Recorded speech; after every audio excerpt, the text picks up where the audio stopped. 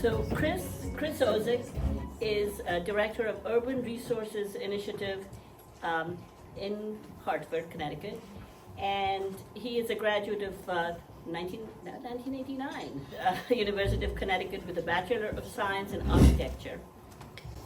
Chris considers himself a landscape practitioner. In his role at the current role at the Urban Institute, he serves as a technical expert in urban forestry and community engagement, where he trains and supports Yale interns and 40-plus community groups in urban forestry projects annually. The URI, the Urban Institute projects range from street tree planting, vacant lot and park restorations, memorials, and natural areas of management. Chris developed a natural area management focus on devining during COVID-19, which has grown into a major endeavor across New Haven. Chris also owns and operates Alfresco Landscape and Design LLC for 30 years. Alfresco projects have been conducted over a broad span, including design, build work for historic properties, nature-based playgrounds, ecologically focused efforts. So Chris was the founding president. This is a great resume, I have to read it all. Chris was the founding president of the board for the Elm City Parks Conservancy and New Haven Green Fund, and has been involved in and led many and numerous greenway initiatives. His local leadership was recognized in 2020 by the New Haven Register as the Person of the Year for citywide work and advocacy. So please welcome Chris Ozyck.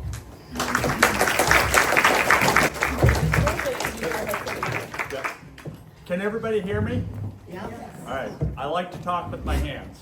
I'm a honorary Garden Club member from New Haven, Connecticut, and we just celebrated our 100th anniversary. So you guys are coming along, and you guys are my crowd. Everybody here is a weeder, I'm sure. So I'm going to talk with you. I'm going to talk a little bit about this idea of natural areas management, but I'm going to tell you a little bit about the shift and the change and how I got to start thinking about things differently and the success that led to. So a little roadmap of where we're going. So next one. All right, so you guys probably know this, maybe you don't, but our forests need our help. We have a lot of things going on with our forests. We're losing them to a whole host and range of climate issues, globalism, disease. You know, we loved our elms, we loved our hemlocks. We're losing our beech. You know, like our forests are changing. Edge effect, development, all that sort of stuff. But mostly what I want to talk today about is non-native plants that are aggressive, i.e. invasives, right? So I'm going to use language back and forth. And it's important for us to remember, like, in Connecticut, we're almost 75% forested. Massachusetts, you're 60% forested. And so this is part of our culture. And this is something that we need to protect and preserve.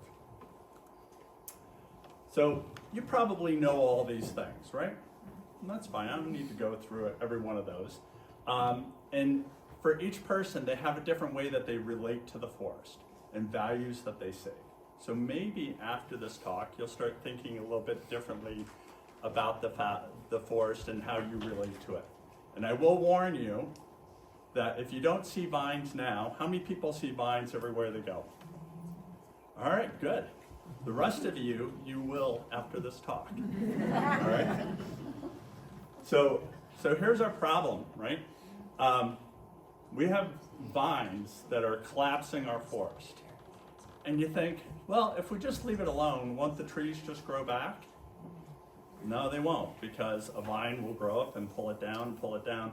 And so you end up with these mummy forests, these mounds of non-native plants all growing one over each other, because they're all in competition for light, water, and nutrients. So in the summertime, it doesn't look so bad when everything's green and lush. And as my wife says, I like vines. And I'm like, I'm thinking about it totally different. So anyways, this is something to think about. You'll see a lot more in the wintertime. and we'll see it more and more and more because these non-native aggressive vines are growing exponentially. Vines, right? We all think like, oh, they girdle the tree. But we don't think about when you have more sail, we're in a sailing community, right? When you have more vines up on the tree, it creates more sail. And so you get a wind event, and it blows those trees over. Tree dies, vine stays alive, and is on to other trees to go do its thing. But it also outcompetes them. You probably see trees that are all outcompeted. But I also think about like, you get vines that grow up, and then other vines that grow up, and so you have lower branches, and they're getting ratcheted down lower and lower. And you get a storm event or a snow event like we had recently, snow or ice, and you just have these trees collapsing. Next one. All right. So I just mentioned it, but the main thing that most of our non-native aggressives, i.e. invasives, thrive on, and almost all plants, right? Light, water, and nutrients. So this is the game. We're trying to think about those three things in terms of how can we work with that or think about that. And so forests are the solution. They limit light, water, and nutrients. And so if you have a healthy forest, we all know that we can walk up to a forest, and at the edge, it feels forbidding, right? There's a lot of non-native aggressive vines, i.e. invasives, right at that edge, really hard to get in. Once you get into the forest, you can sort of walk around. Trees are the solution. Trees are what should have been here. And so that's why I tend to focus mostly on using trees as a way to get there. This is a classic, so you have a tree, has some vines growing up of it, you clip it out, you leave the debris, and that's, normal work. On that right-hand side, you see that vine, that's bittersweet. You see how it's twisted like that? It was on a tree. The tree is long gone, but the vine has continued up into the tree, right? And so this is what's happening over and over. Go to the next one. So a shift in thinking for a lot of people is, for years and years, we did all our gardening, forest work, stewardship work, all that sort of stuff. We did it in the summertime because that's when we had students, that's when people organized to want to come out and be social. And the shift in thinking was like, hey, if we get out and do this in the wintertime, everybody has time, right? Most of the time you don't have as much gardening to do. You have heavy clothing, so you don't have to worry about the thorns. We don't have to worry about the ticks. But most importantly, we don't worry about the birds. And so that period, when you think about from Thanksgiving to roughly tax day, when the leaves are off, is the time to be in the woods doing your forest stewardship. In the summer, in that spring, you have all your ephemerals coming up. You don't want to be trampling those, but you don't want to be damaging potential nesting birds. Next one. So deer, right? What to do about the deer? So we have deer at most of our properties in New Haven. We find that when the coyotes come in, the deer are less, and we can get natural regrowth. Our problem is that our deer co-evolve with our native plants, and so they only tend to like to eat the native plants, and they leave the non-native aggressive plants. And so that's a compounding issue, right? So that's one of the reasons why we have to think about how are we stewarding the forest and creating more habitat for the deer to eat so that there's some to grow and some to leave for the deer, but we do a lot of deer exclusion. So besides porcelain vine, we have other non-native aggressives such as honeysuckle, bittersweet, we have porcelain vine, English ivy. We have groups that are, mostly we tended to focus on bittersweet and removing that as the primary species that we were concerned about. But porcelain vine in New Haven has come in the last, let's say 8 years. When I first came to New Haven, there was no porcelain vine. Now it very quickly covers areas. It is easy to treat. lot easier than I thought it would be. Honeysuckle is a semi-evergreen. That'll take down small trees. And then English ivy, I don't know how much, I didn't see a lot of it around here, but we have a lot of areas that we have whole forests covered with it, understories. So we have groups that are just interested in, they tend to do the big vines and then move on to the rest of the vines. Multiflora rose, I know that you guys have it here, and most people think of it as a shrub, but it is a scaffolding vine, meaning it will grow up through a tree and top out a tree.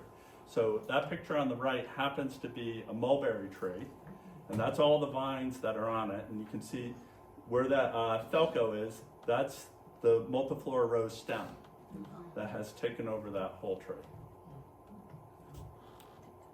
Keep going. So all these vines we're working on and thinking about, we're like, okay, this is all doable and manageable, but what I've been worrying about is this one coming in. And so if you've been out to Block Island, you probably have seen it taking over large acreages. So that's a picture from Block Island on the left. And so this is an annual, but it has thorns and it's very aggressive. And so it's vines on top of vines that become more and more problematic to manage. So my feeling in New Haven is like if we can get most of our regular vines under control, when this comes in, we can scout and go after it in patches. So not all vines are bad, right?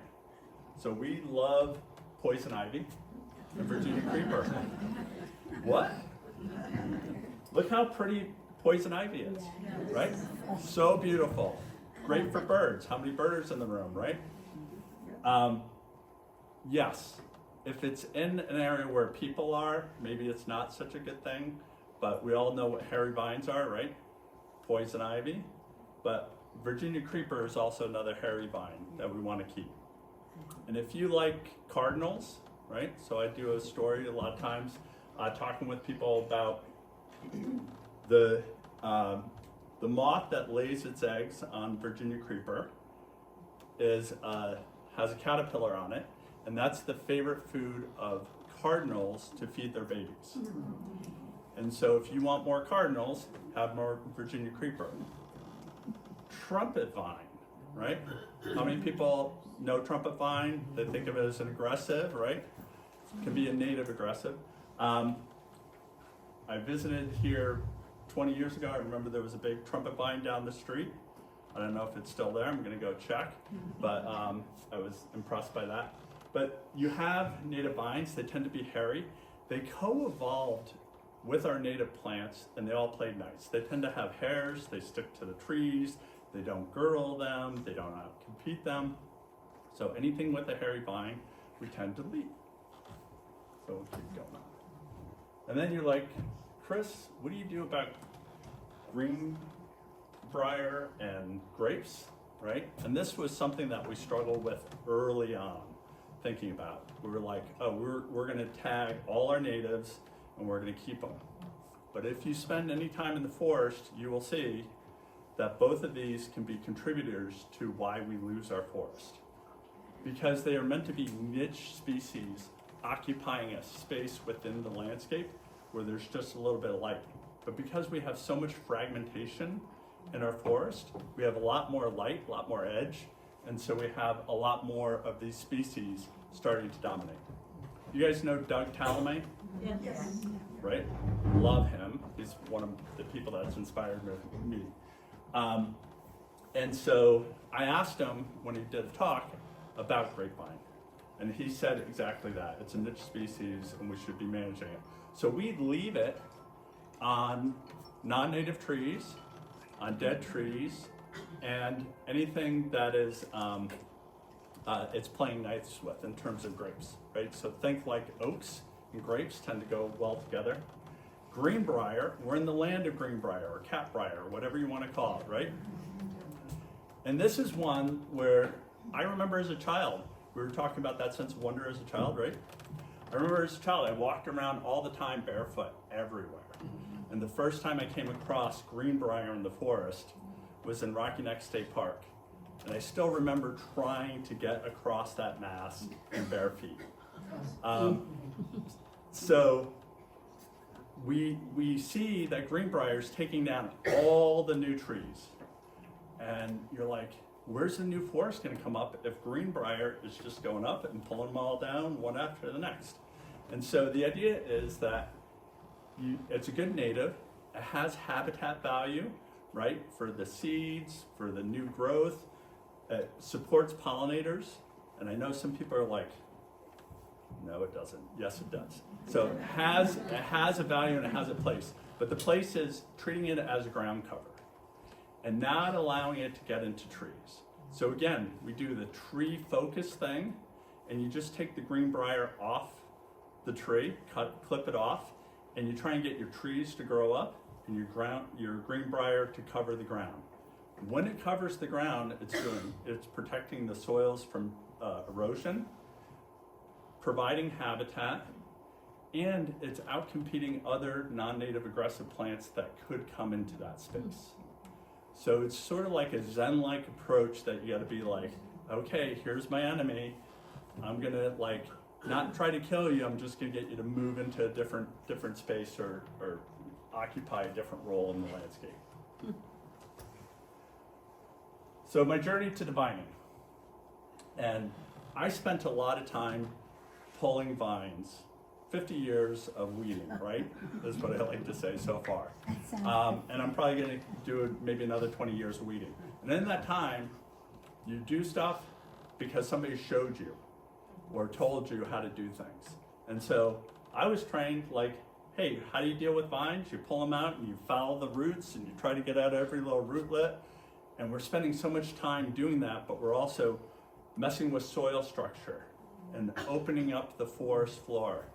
And then it was like clipping it. You know, when I started on this journey, I was like reading all the literature that I could find about bittersweet. And so much of the literature was like, you can clip it, but it's just gonna grow back. If you cut it, the rootlets are gonna grow up, you know, this, that, and the other thing. And I was like, I don't know, I'm not so sure. But I do know that if I cut out the biomass of the vines, they're not gonna go to seed.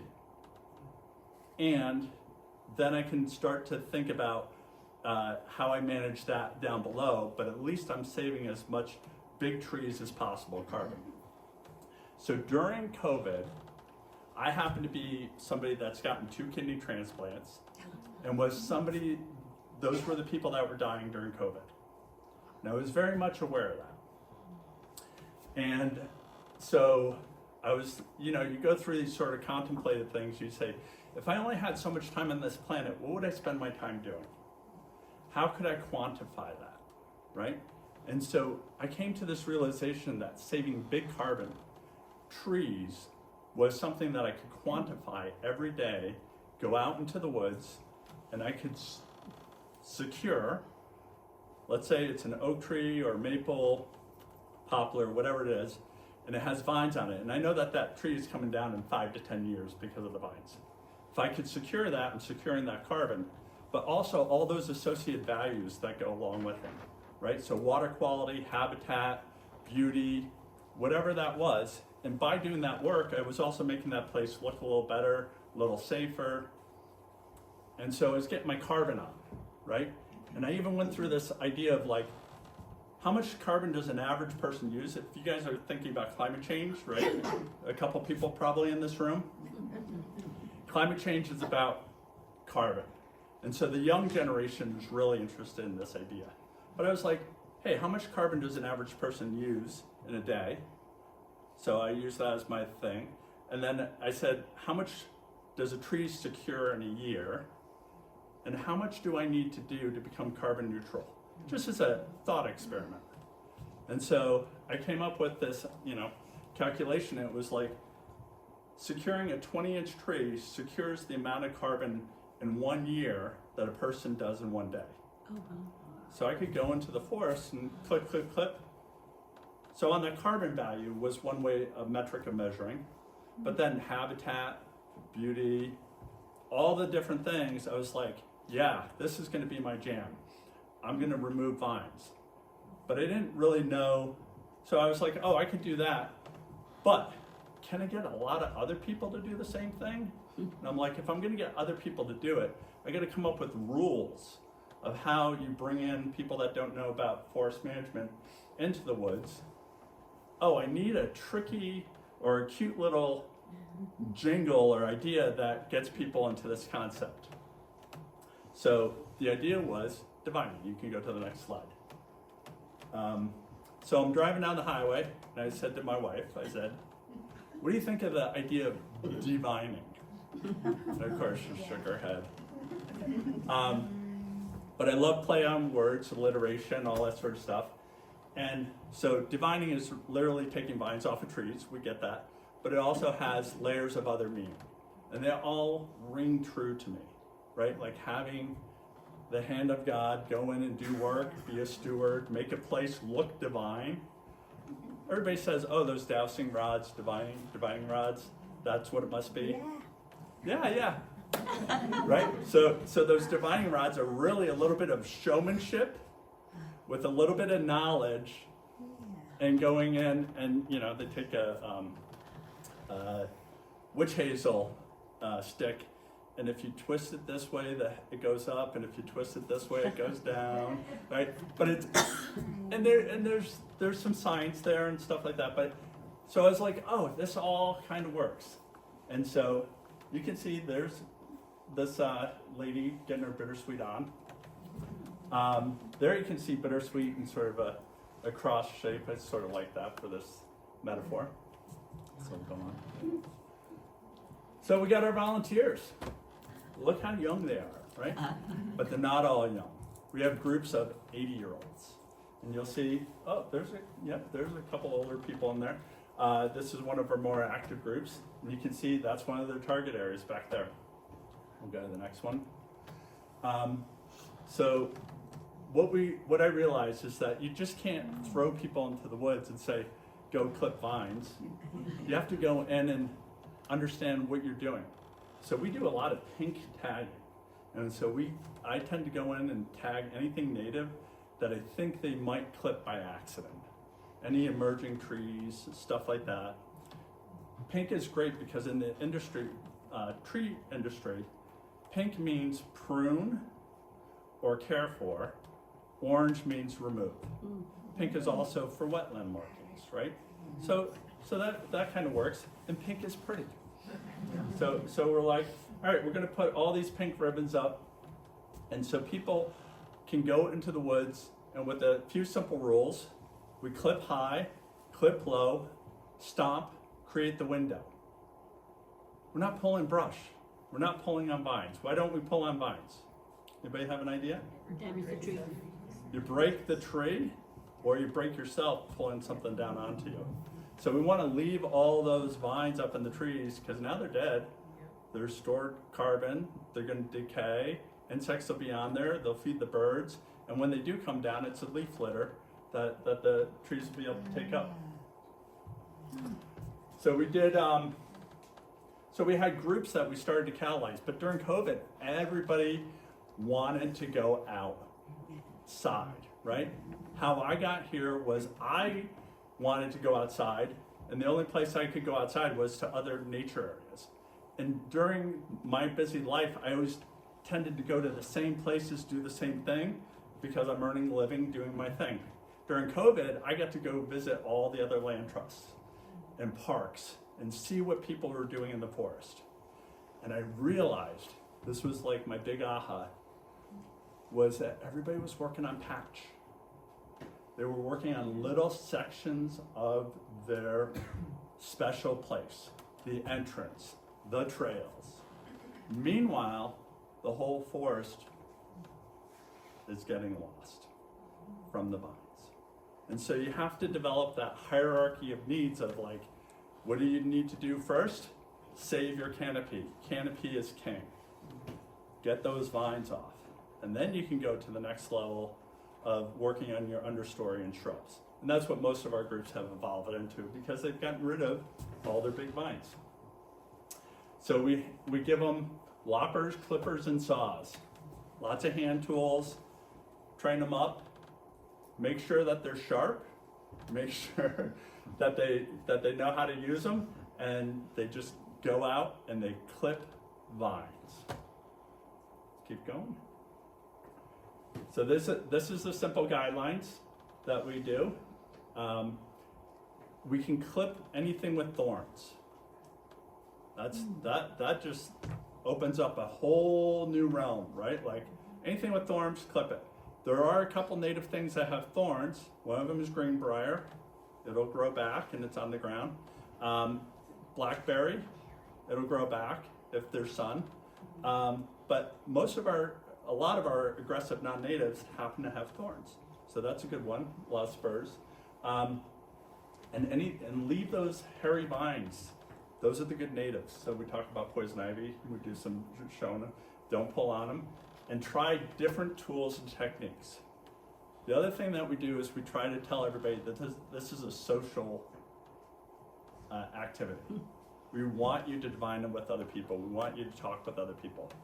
Still, people will go off and do their own thing, but we also want people to have agency, to be able to go into the woods and pick which tree they're going to save. We're not saying, how many people have volunteered and you're told to go do this unfriendly job, right? You're not coming back. But if you give them the ability to make some decisions and differentiate, they love it because now they feel like it's theirs, they own it. And then my job is to just walk around and tell them, you're doing an awesome job, this looks great, and maybe try this other tool, or here's a technique, or I see you're struggling with this, how about this? Like when a saw binds up when you're cutting. You know, different things like that. Because we want them to have a great experience. We do a talk at the beginning about what we're doing. We think a lot about safety. And then we do a talk at the end. And that talk at the end is so important because you go around the group, everybody says something about what they got out of that day. And people go, oh yeah, I did too. And it helps crystallize the value of why they're doing the work that they do. The next one. Another key realization. For years and years and years, like, you know, I had my pesticide supervisory license, did pesticides, done a lot of pulling of vines and invasives and cutting and stuff like that. But I did bittersweet for 365 days during 2021 because I was like, I gotta know my enemy. And the only way you're going to do it is going out every day and working on that one thing. And what I realized by going out every day and going back and visiting my work was when you cut it, it wasn't growing back like the literature said. And if it did, it would often peter out because it didn't have as much light, water, or nutrients. But the best thing was, if you get into this idea of solstice pruning, you prune in the wintertime. Think from January to March, when the plant is putting its energy from its roots up into where it wants to grow. All that energy is going up, and you cut it off. Now that stub, leave it as a stub, now that energy has to try and push up, maintain what's left of that stub, and it pushes out a Medusa head. And this is true of most of our woody plants. And so on the right there, you can see some burning bush, right? Showing the Medusa head. And so July, you do that second, you go back in, you see that push from the spring, and you cut that off in July, and it tries pushing up again in July when there's no water, light is fading, daylight is fading, and there's not as much nutrients, right? So it's just struggling, and it's one of the best ways to get rid of a lot of our woody, aggressive plants. But it's true for bittersweet too. So we have huge areas of New Haven where we remove bittersweet as big as my leg, no bittersweet on the ground, suckering up, anything like that. Amazing. A key idea is to remove the ladders so that if anything does start to come back up, it doesn't have the ability to ladder up into a tree. It's all about that chase for light. And so if you eliminate those ladders, like the picture in the middle, it makes it much harder and so much easier to go back and steward. I've done a lot of metrics on all these things. You go in and do a stewardship in an area that's pretty tough. When you come back in and do that second stewardship, 1/20th of the time to do that. Super easy. The one on the right is there just you can see a lot just in a regular park. The bittersweet can't get up in the tree. It's just sitting around the bottom there. Too bad the lawnmowers, that's the one time that they don't hit the tree, right? But this is a key concept, is to eliminate those ladders. So we're creating that window, and it makes it so much easier to do the stewardship. So back to that pink tag. So one of our group members said, you know, Chris, you need signs for what these pink tags are about. I was like, yes, you're right. So we made up these signs, but the key thing was putting a QR code down at the bottom. And that QR code leads you to find out more about divining and to sign up for other events. So we got these up all around the city, and it's worked really well, so that's fantastic. There you can see somebody on the left there tagging. So when you're out there working in the forest and you find a tree and you want to put a pink ribbon, that's your tree. That's awesome. Another person over there stewarding an emerging forest. If we don't steward our emerging forest, we will not have forest. Next one. We also have used this work as a green jobs employment for ex-offenders and underemployed people. And they love getting out in the woods and getting stuff done, which is great. We also have a lot of high school students that are getting community service hours. New Haven has something called New Haven Promise, where kids from New Haven schools can go to college for free for tuition, as long as they do their community service hours and get their B's and A's. Pretty awesome. Chris, can you go do this anywhere?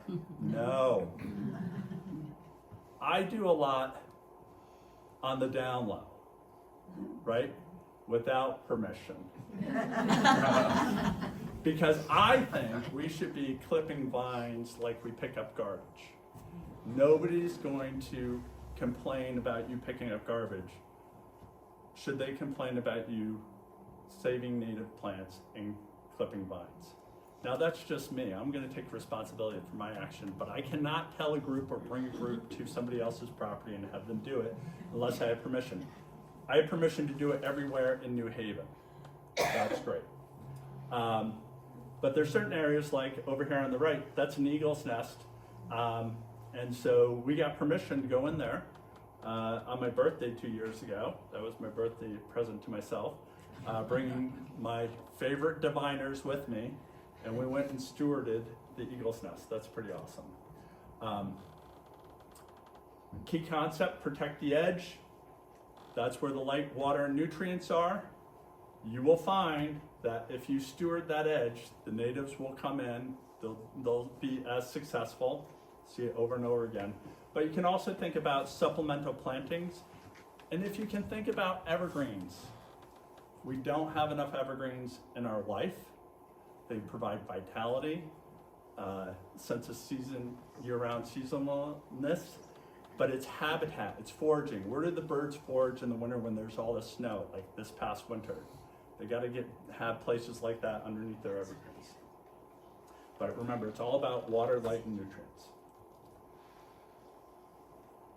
So, I do a talk every once in a while at the end of our sessions. I'll probably do it this afternoon when we do it. But the main concept is that we all walk in the woods.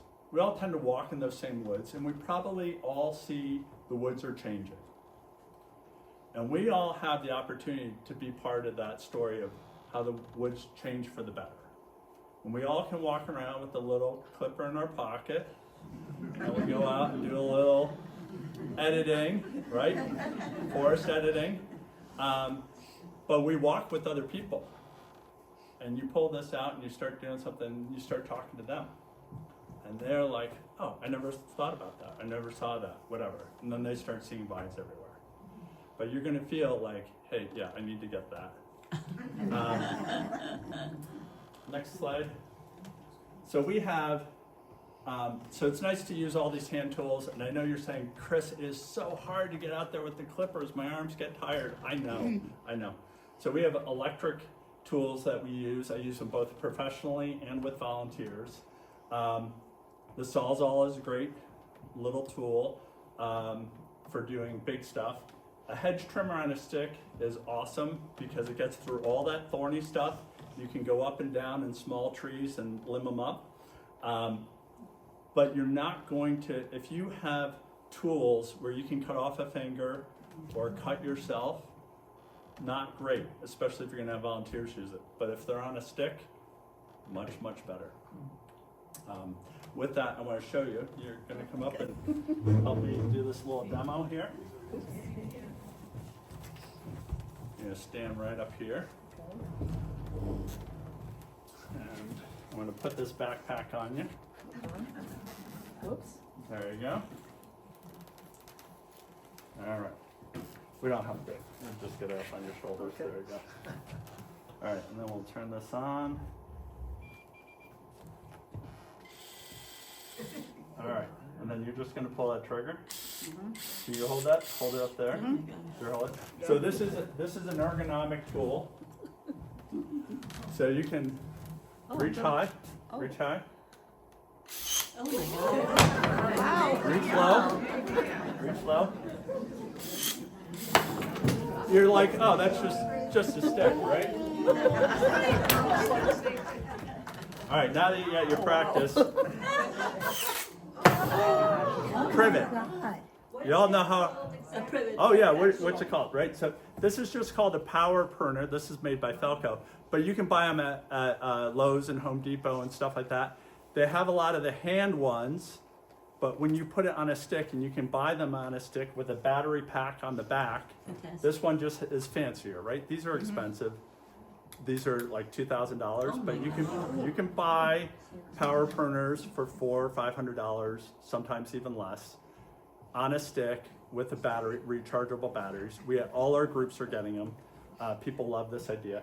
So what's nice about these tools is they're ergonomic, meaning that you don't have to bend over and you don't have to reach into that thorny stuff. You can just push it in. How did I get here? I was so tired doing all that type of stuff, right? Just like the rest of us. But professionally, I was like, if you work in an apple orchard or you work in a grape, how did they work all day long with pruners? I found out this is how. I see a question. I'm going to have more questions in a minute. Yep.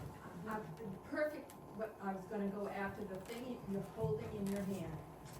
The black portion of that, Yes. right there, that is where the weight is for that. Am I correct? So this whole thing is very heavy. The one you can buy less ones that are less expensive and lighter. They're just not as. This is like a pro tool. This is a pro tool. Little holder to pull down brush, all that sort of stuff.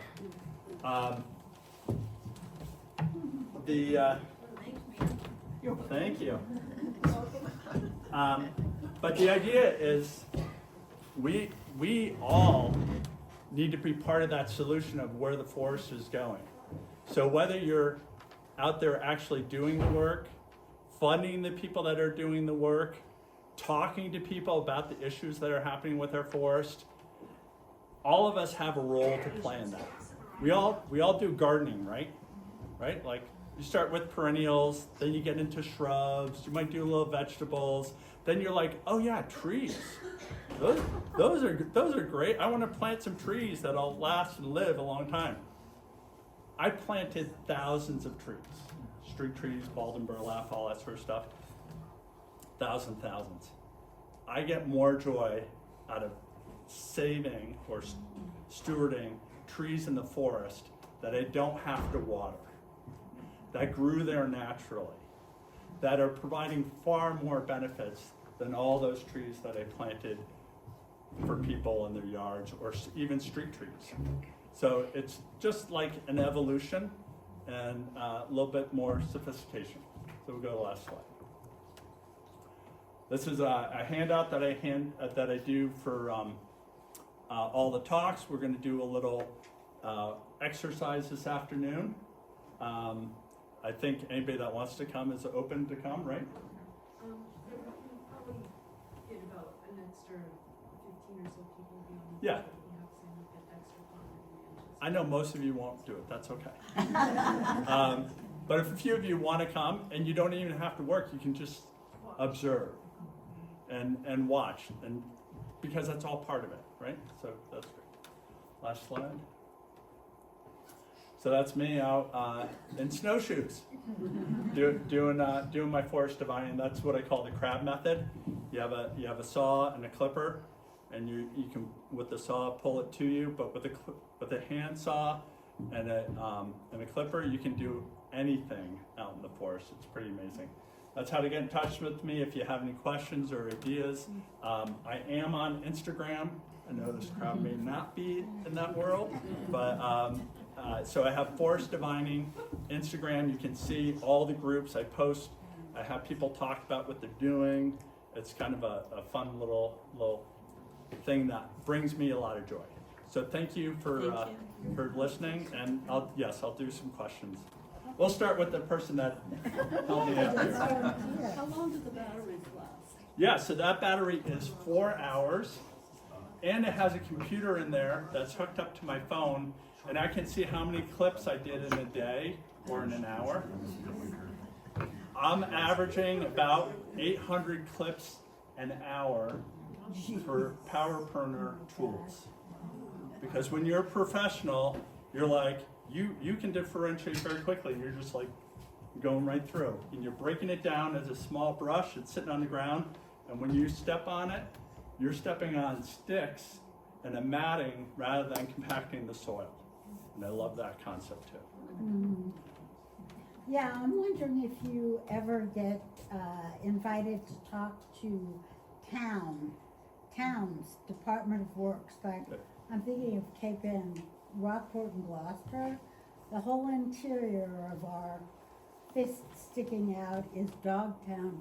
Monica, correct me if I'm wrong, but all of Dogtown is like getting swallowed by vines. So everywhere. So you have to have a willing audience. Yeah. All right. So I'm in the landscape contracting business. I work in partnership with our city town parks department. The head of the parks department is a former student of mine who does right, but can I get them to do a training and to do that type of work? And The worker guys, they only want to work with heavy like machinery, trucks, and like we don't want them in the woods. We don't want them in the woods, right? They go in the woods and they destroy the woods with their equipment. And so, yeah, there's a big curve there that is tough. That's why our community groups, they're just blazing through the forest, getting hundreds of acres done. And then they say to the town, can you come pick up this pile, or can you cut up this tree that we're not allowed to cut? We don't cut anything more than 2 inches is what we're officially allowed to do in our town. Yeah, question about the technique. So you're cut off the root system from the foliage and Yep. medusa and sale. So we're cutting high, cutting low. When you cut low, you cut about 1 foot high or 2 feet high, depends on what you want to do. But you cut it just so that you're creating the window. Clip high, clip low, create the window. And remove what's in between. It'll drop to the ground, right? You're cutting off all those lower branches. You're going to be able to see through the forest. Yeah. When you can see through the forest, people love that feeling, right? The savanna, it's ingrained in us. How important is that cutting high? If you We don't want the ladders. Yeah, so the question is, why do you need to cut high? We're cutting high because we don't want anything that may grow to grow back up, right? So we're eliminating the ability of anything that might grow to grow back up. And if it does grow back up, it struggles, and then you just come and clip it the second time. Okay. You didn't get past the Yeah. second Oh, yeah. question, Sorry. Which is stuff that you left that's above the high cut. Yeah. all dead. That will die because of lack of nutrition, lack of connection. That's no water going up, right? Yeah. So water goes up, Yeah. sugars come down, Is there photosynthesis. any risk of enough of that surviving long enough so that as it gets blown down, it's Oh, no. okay. I know of no plants that will do that. There's just too much starvation. Yeah. Yep. And it becomes light, right? All that water goes out of it and it's super light in the tree. You said something about porcelain berry being easier to get rid of.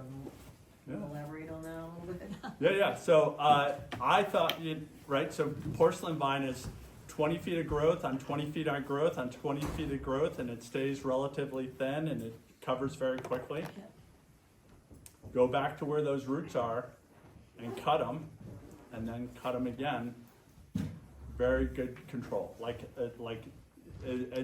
And so I've been to places, like I've done talks down in New York City and stuff like that, and they showed me how they were going out in the field and following all the nodules around and stuff like that.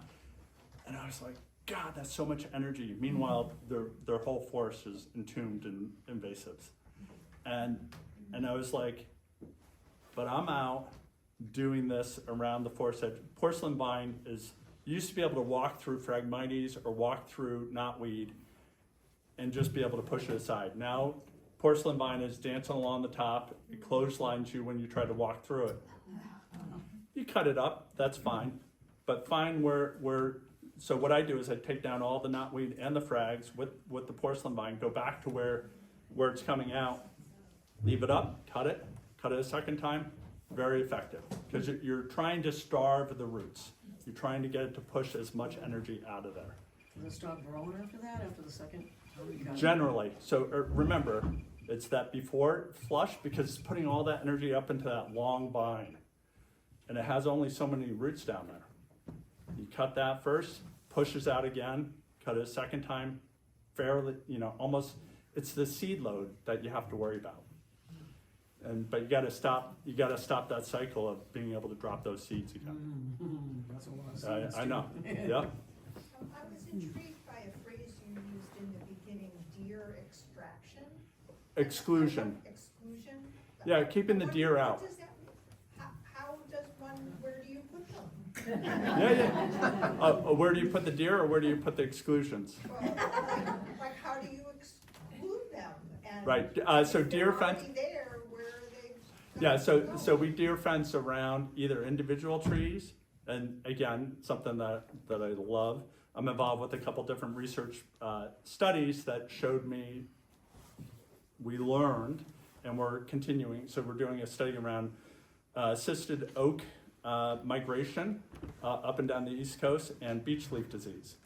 And so the main inhibitors to both of those species being able to survive or have a comeback or anything is deer. Deer browse all the new ones. So what we do is we put on individual trees or plants that you're trying to make sure the deer don't eat, you just put deer netting around it with some poles.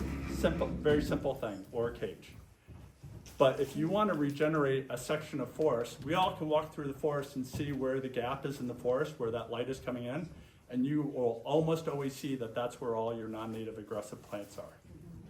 That's also where new trees are trying to come up. So you fence all that off with deer netting. I bolted to trees that are around that section, and so you're creating 20 by 40 feet long sections of forest that have deer netting all the way around it. And we get natural regen in there, and then you steward that from the non-native aggressive plants that are coming up with it, but you can grow a new forest right within the forest by excluding the deer that way. Does that help? Okay. Any other questions? All right. Thank you. And if you have any questions or anything afterwards, I'm happy to talk to you.